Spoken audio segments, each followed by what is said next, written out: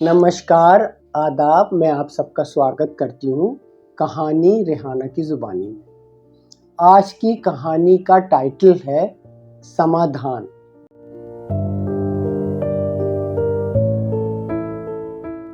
एक बड़े मशहूर सूफ़ी हुआ करते थे अपने वक्त के, जिनका नाम था सआदत।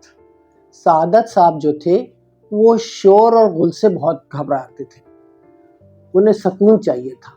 तो वो पहाड़ों पे चले गए और वहाँ रहने लगे। लेकिन शहर वाले उनका पीछा छोड़ते नहीं थे। सब अपनी समस्याएं लेके उनके पास जाते थे और उनका हल चाहते थे उनसे।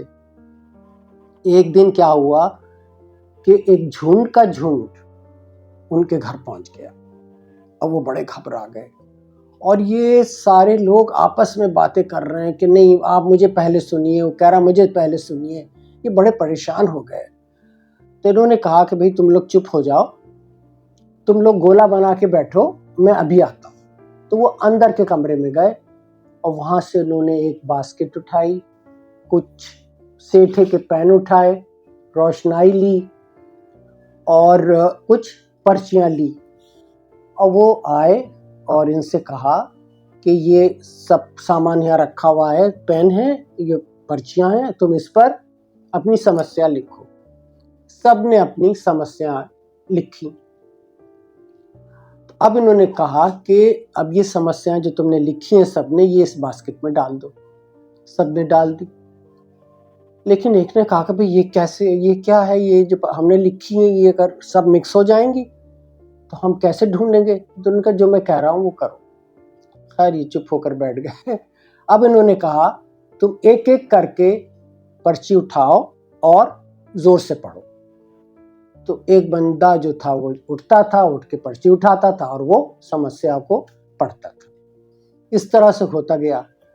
अब चक्कर ये हुआ कि इन लोगों को लगने लगा कि भाई ये मेरी समस्या तो कुछ भी नहीं है, ये दूसरे की समस्या इतनी बड़ी है और हमें पता नहीं है। हम लोग एक ही शहर के रहने वाले हैं और आसपास ही रहते हैं।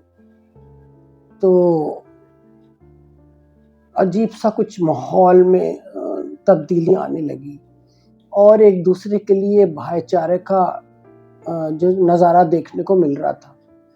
और जो था होते होते जब कंप्लीट हो गई है, ये काम कंप्लीट कर लिया, तब फिर ये लोग जो थे वो आपस में बातें करने लगे।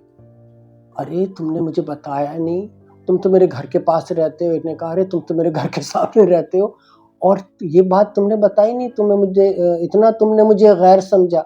इस तरह की बातें होने लगी। तो एक बड़ा अच्छा जो है ना वो प्यार मोहब्बत का, एक दूसरे की के लिए हमदर्दी का एहसास दिखाई दे रहा था।